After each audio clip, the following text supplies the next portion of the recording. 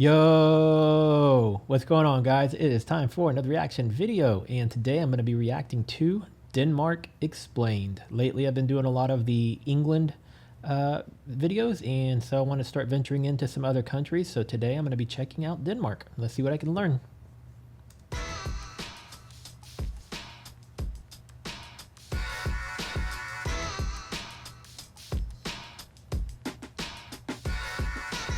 Hey guys, and welcome to this very first episode here at Countries Explained. My name is Kenan, and I'll be your host today. Our mission is to provide you with amazing facts and knowledge from every single country in the world. Each video will cover a unique country, and we're giving you one episode on a weekly basis, because, you know, time and stuff. But hey, maybe one day we're doing this thing full time and can pump out videos on a daily basis. Let's see what happens, yeah? We honestly couldn't decide what country to start with. Sure, we could have gone alphabetically, but it kind of felt like something you do in 2006, right? Or we could have gone with the largest by population or something similar. Yeah, that probably would have been a good idea. Anyways, we decided to just put a big map on the wall, chew on a piece of paper, and shoot it through a straw. Where the wet paper landed, that's the country we're starting with, and as you already know by the title of this video, we hit Denmark with the wet, pulp-like piece of paper. Which, if you think about it, is kind of weird since it's one of the smaller countries on the map. But hey, paper does fly in mysterious ways. But let's not waste any more time here and instead jump straight into our very first video. Denmark, it's your time to shine.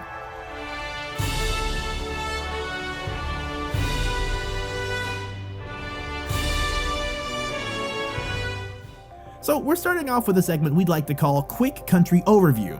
Not too shabby of a segment title, right? Denmark is attached directly to the continent of Europe, where it's one of the smaller countries with an area of 43,095 kilometers squared. However, the Kingdom of Denmark also includes the Faroe Islands as well as the island of Greenland, bumping the area up to a significant larger size of 2,210,579 kilometers squared. I never knew that there was those three big breaks from Denmark all the way over to whatever this green region was. Size over here. Interesting. Of 2,210,579 kilometers squared. Denmark is also a part of Scandinavia, which commonly is the term used for Denmark, Norway, and Sweden, while the term the Nordics also includes Finland, Iceland, and their associated territories such as Greenland, Faroe Islands, and Åland. Åland. Yeah, try to say it yourself. It's not easy. Denmark is connected to Europe via its only on-land neighbor, Germany.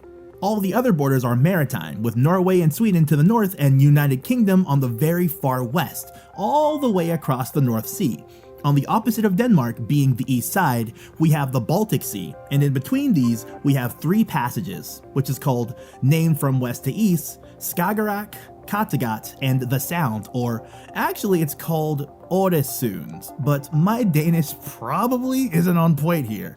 The population of Denmark is around 5,800,000, which ranks them pretty far down on the list of countries and dependent territories by population. And we can spot Denmark first at number 115 on this list that consists of 235 countries and territories.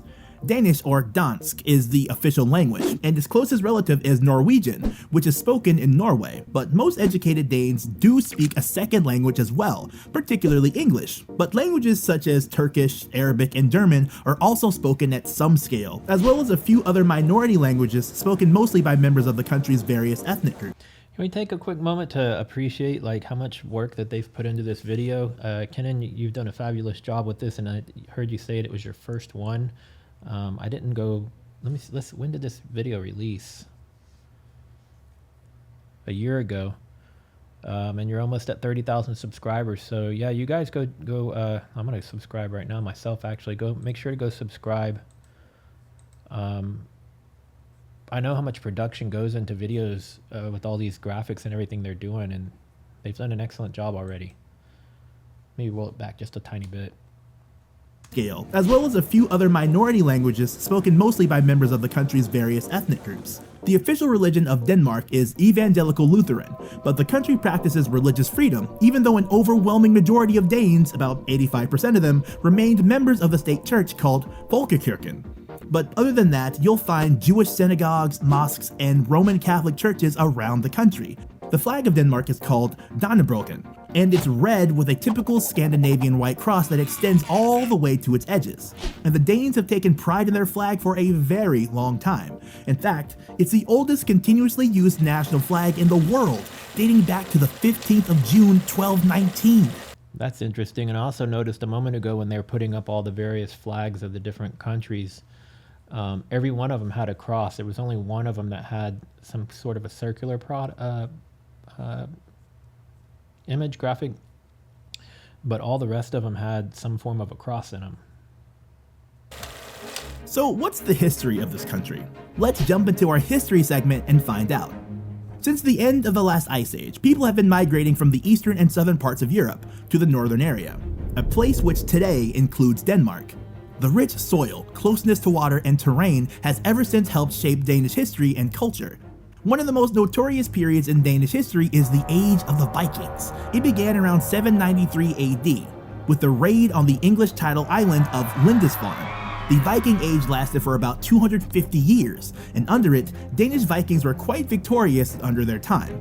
One Viking in particular, called Sven Sukik, or Sven Forkbeard if translated freely, and his son Knud the Store, which translates to something like Canute the Great, were once kings of Denmark, Norway, southern Sweden, Greenland, the Faroe Islands, Shetland, Orkney, and parts of England. Now that's a handful to keep track of. Then came Christianity. In 965 AD, the Danish king Harald Bluetooth, yes, we know, that translation is amazing, and he was way ahead of his time with that name, got baptized, and the Christian religion became a big part of the Danish society. However, it didn't turn the once so brutal Danes into a people filled with peace and harmony just yet. They continued to fight to maintain and expand their lands a few hundred years more. The next major part in Danish history came in 1397 with the Kalmar Union that brought the kingdoms of Norway, Denmark, and Sweden together under a single monarch under the leadership of Queen Margaret I. This peaceful union lasted until the year 1523 when Sweden decided to break out of it. And this was the starting point of a long rivalry between Sweden and Denmark.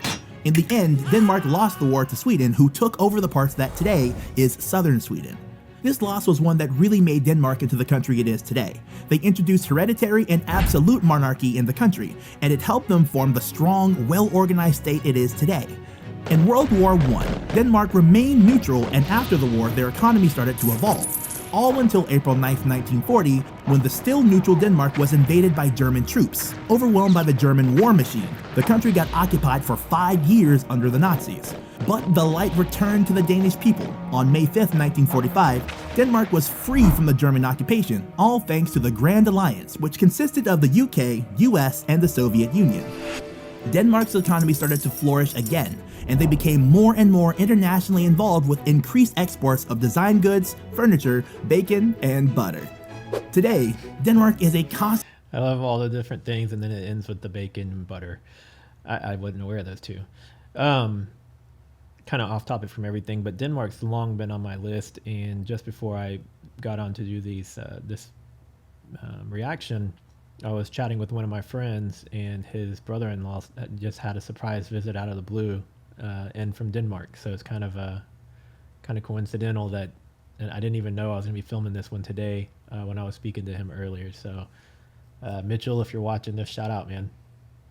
Constitutional monarchy ruled by a representative democracy and a strong defender of free trade and human rights. So now you learned everything you need to know about the history of Denmark. So give Countries Explained some credit on your next essay, will ya? Now let's go over some of those fun, interesting facts that you have all been waiting for here in our next segment. The Danish language has no word for please.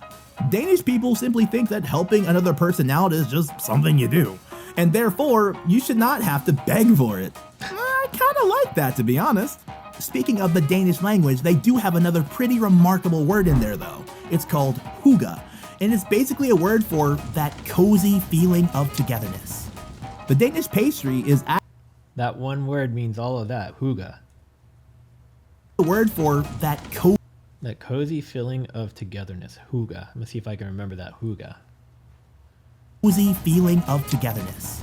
The Danish pastry is actually from Austria, Most of us have heard about the Danish pastry called wienerbrød or Danishes. However, most of us don't know that these are actually from some Austrian bakers that settled themselves in Denmark in the 1840s.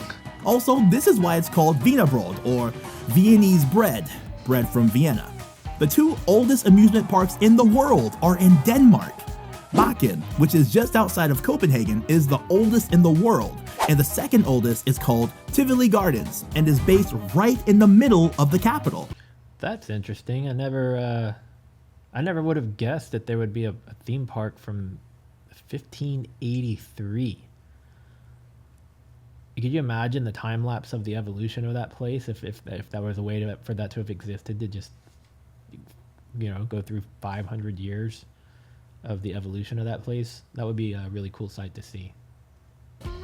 Lego is from Denmark. We all love it. I don't even care if you say no. I know you love it. Lego is amazing, period. And it literally one of my absolute favorite toys as a child. Me and my brother had a pretty big set of Legos, and you could build anything you wanted as long as you let your imagination lead you. Like, we made all these robots that basically just look like, probably if I were to go back and look at them, probably just like block figures, but they were robots to us. But yeah, I love Legos. It's one of my favorite toys ever. was invented by the Danish guy Ole Kirk Christensen in the town of Billund in 1949. No matter where you're at in Denmark, there is a maximum of 52 kilometers to the ocean. So if you want an ocean view, move to Denmark apparently. So what's the country really famous for in the world? Well, like most Scandinavian countries, it's known for its high quality design and architecture. Brands like Bang & Olufsen are a major player in the sound business. But other than that, they also have the iconic red hot dogs called pølse. And then there is Carlsberg, the world famous beer, who probably has the best slogan in the world. You see what I did there? What about celebrities or other famous people? One of the greatest writers, Hans Christian Andersen, is from Denmark. And I'm sure you've heard about some of his tales, such as The Little Mermaid or The Ugly Duckling. Mads Mikkelsen is another famous person. The actor has been seen in movies such as Doctor Strange and Rogue One, a Star Wars story. Or what about the American series Hannibal, where he played Dr. Hannibal Lecter himself? That was a really good series. I really enjoyed that one. I knew I recognized him, I just couldn't place it, but that's where I recognize him from. And let's not forget about the physicist Niels Bohr, who in 1922 won the Nobel Prize in Physics in recognition for his services in the investigation of the structure of atoms and the radiation emanating from them. Alright, that's that. We could probably speak for an hour more about this amazing country, but we promise you guys, we won't rant forever. Just a quick overview of each country in the world, for starters at least. Who knows what the future holds? What did you think of this video? We would absolutely love it if you took time to write a comment down below. Tell us some things we didn't mention about Denmark, and take the chance to educate your peers down in the comment section. Also, what country do you want to see next? As mentioned, we have no order here. We just go with the flow on this one. Give us some tips. And lastly, if you enjoyed this video and can't wait for more, make sure you subscribe to this channel and turn... Already did it. I really enjoyed that. I was surprised I didn't mention anything about the bicycles and the water canals or channels. I know that bicycling there is quite popular, and also the water canals is something they're known for. And if I'm calling it the wrong thing, water canals, channels, I don't really know what they're referred to. But a lot of times when I think Denmark, those are two of the things that I think of. And this is my first Denmark video, but that's like the first thing that comes to mind. But overall, like I said, man, they did an excellent job with this video. I hope you guys don't mind that I'm using it for a reaction. If not, like I said, you guys go subscribe, go check out their channel. This is a great video. If there are other videos that you guys think I should check out that are about Denmark, the history of, the food, the culture, whatever, y'all suggest them down below in the comments so I can go have a look at those as well. And if you're new here, subscribe, click the bell so you'll get notified every time I upload a new video. And I will see you guys in the next one. Later.